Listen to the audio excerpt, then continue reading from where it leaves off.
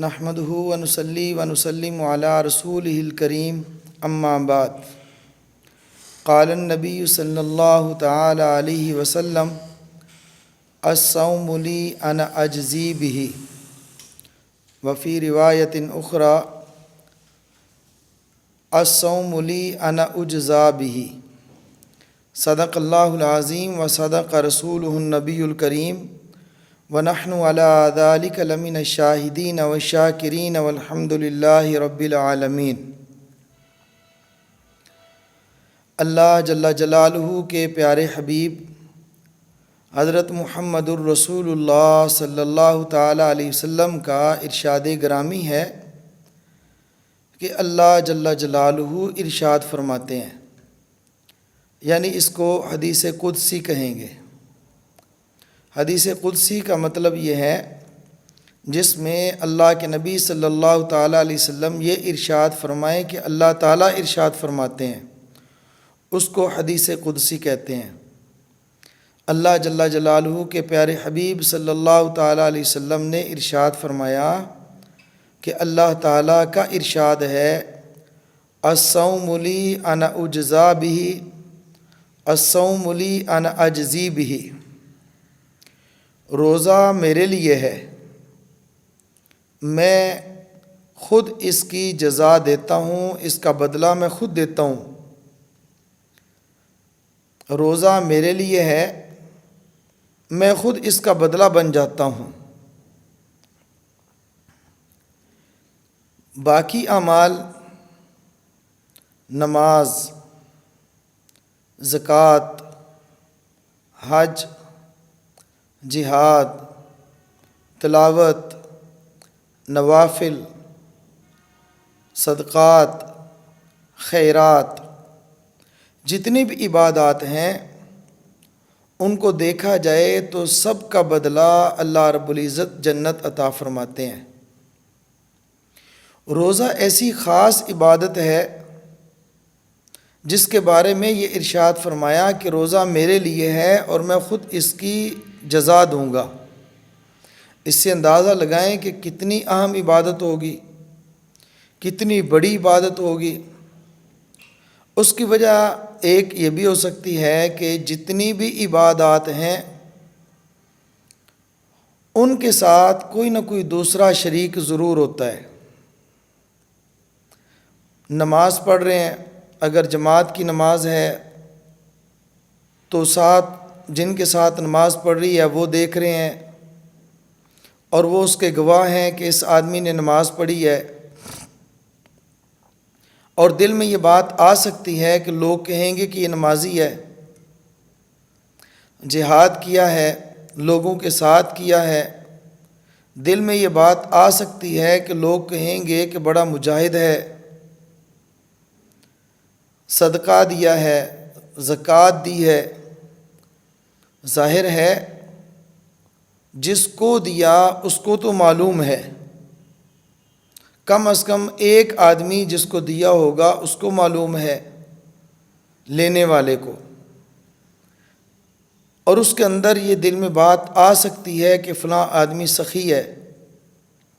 لیکن روزہ ایسی عبادت ہے جس نے روزہ رکھا اور جس کے لیے رکھا صرف دو کو معلوم ہے۔ یعنی جس آدمی نے روزہ رکھا صرف اس کو معلوم ہے کہ میرا روزہ ہے، اور جس کے لیے یعنی اللہ جل جلالہ کی ذات کے لیے رکھا تو اللہ کو معلوم ہے کہ اس آدمی کو روزہ ہے۔ روزہ رکھنے کے اندر اخلاص ہی اخلاص ہے، روزے کے اندر ریاکاری نہیں ہے۔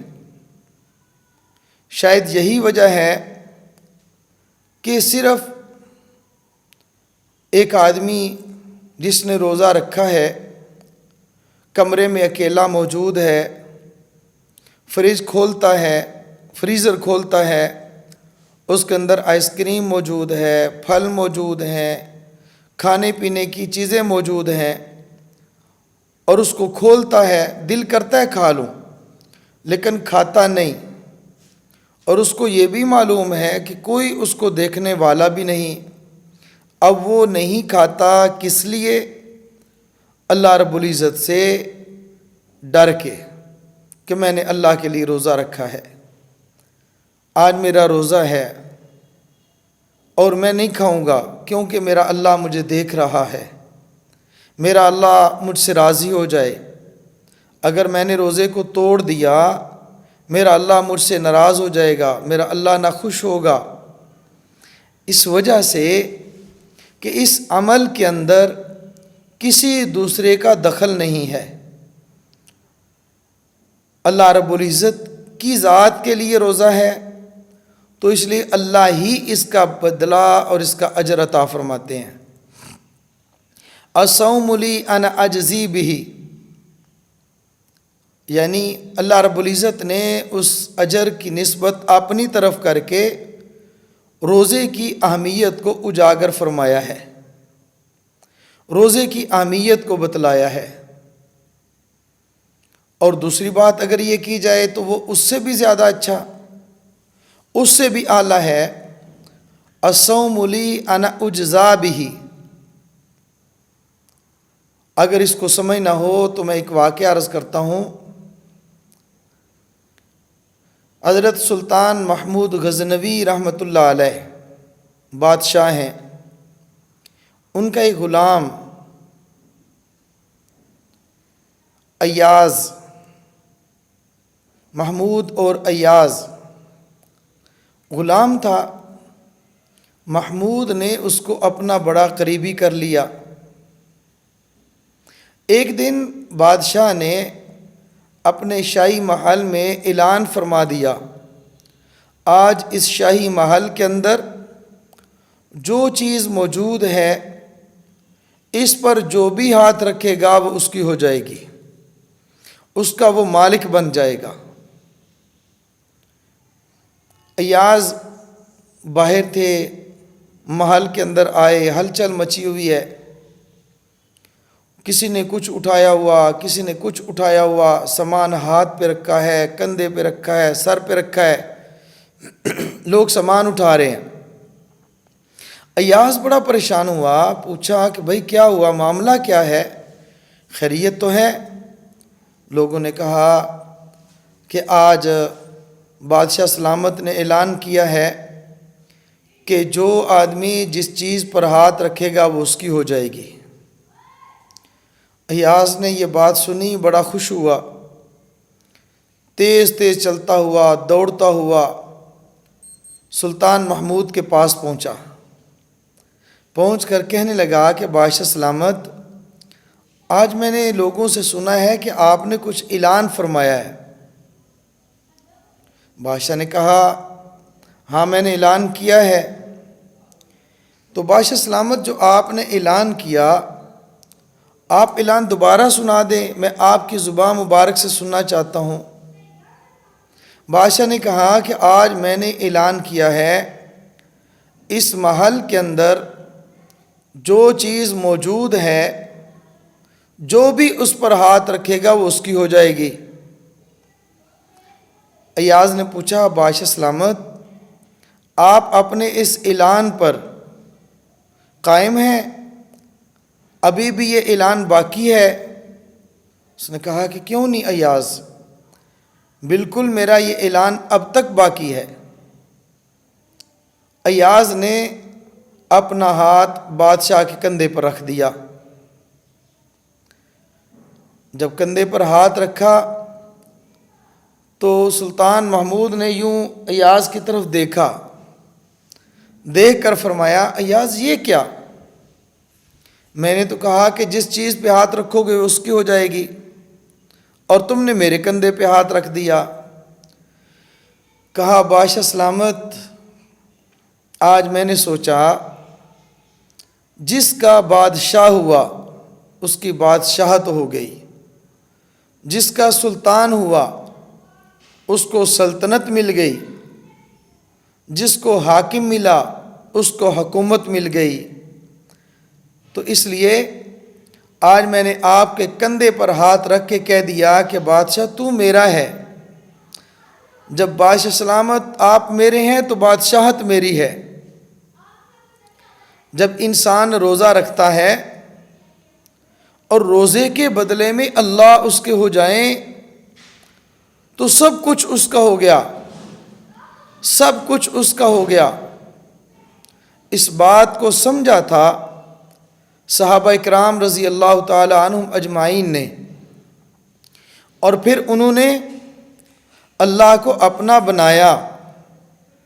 جب انہوں نے اللہ کو اپنا بنایا تو اللہ نے ساری مخلوق کو ان کا غلام بنا دیا، ہواؤں کو غلام بنا دیا، دریاؤں کو غلام بنا دیا، مچھلیوں کو ان کا غلام بنا دیا، جنگل کے درندوں کو ان کا غلام بنا دیا، زمین کو ان کا غلام بنا دیا، کیونکہ انہوں نے اپنے اللہ کو راضی کر لیا تھا، اللہ کو اپنا بنا لیا۔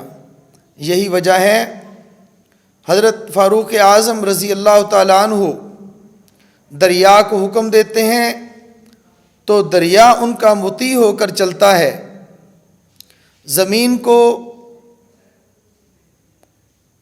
جس پر زلزلہ آیا اس کو رکنے کا حکم دیتے ہیں تو زمین پہ زلزلہ ختم ہو جاتا ہے، زمین تھم جاتی ہے۔ ہواؤں کو حکم دیتے ہیں یا ساریہ الی الجبل، ہوائیں ان کے حکم پیغام کو لے کر دوسری جماعت تک ان کے پیغام کو پہنچاتی ہیں، ہوائیں غلام بن گئیں۔ حضرت سفینہ رضی اللہ تعالیٰ عنہ افریقہ کے جنگلات میں درندوں کو مخاطب کر کے فرماتے ہیں کہ جنگل کو خالی کر دو۔ جنگل کے درندے ان کی غلامی کرتے ہوئے جنگل کو خالی کر دیتے ہیں۔ حضرت سعد بن وقاص رضی اللہ تعالیٰ عنہ اپنے لشکر کو لے کر دریا کے اندر اپنے گھوڑوں کو دوڑا دیتے ہیں تو دریا ان کے گھوڑوں کو ڈبوتا نہیں ہے، ان کے سامان کو ڈبوتا نہیں ہے، دریا ان کی غلامی کرتا ہے، کیونکہ انہوں نے اپنے اللہ کو اپنا بنا لیا تھا۔ جب اپنے اللہ کو اپنا بنا لیا تو اللہ نے ساری مخلوقات کو ان کا غلام بنا دیا تھا۔ جب اللہ مل جائے گا تو خود بہت ساری چیزیں مل جائیں گی، اس لیے فرمایا الصوم لی انا اجزا بہ، روزہ تو میرے لیے ہے، میں ہی اس کا بدلہ دوں گا۔ الصوم لی انا اجزا بہ، روزہ میرے لیے ہے اور میں خود اس کا بدلہ بن جاؤں گا۔ سبحان اللہ، جب اللہ جل جلالہ ہمارے ہو جائیں تو پھر ساری مخلوقات ہماری ہو جائے گی۔ جب اللہ جل جلالہ ہمارے ہو جائیں گے تو جنت تو خود بہت مل جائے گی۔ روزہ بہت اہم عبادت ہے اور بہت بڑی عبادت ہے۔ رمضان کا مہینہ ہے، خاص کر رمضان کے اندر ہمارا ایک بھی ناغہ روزے کا نہیں ہونا چاہیے۔ اللہ رب العزت توفیق عطا فرمائے تو ہمت کریں۔ بیماری، چھوٹی موٹی سفر اور ایسی چیزیں حائل نہیں ہونی چاہیے۔ ہمت فرمائیں، دن کا روزہ رکھیں، رات کو تراویح پڑھیں، کثرت کے ساتھ قرآن کریم کی تلاوت کریں۔ میرا اللہ مجھے بھی آپ کو بھی پورا مہینہ رمضان کے روزے رکھنے کی توفیق عطا فرمائے۔ جو حضرات، جو خواتین روزے رکھ رہے ہیں، اللہ پاک اپنی بارگاہ میں ان کے روزے کو قبول فرمائے۔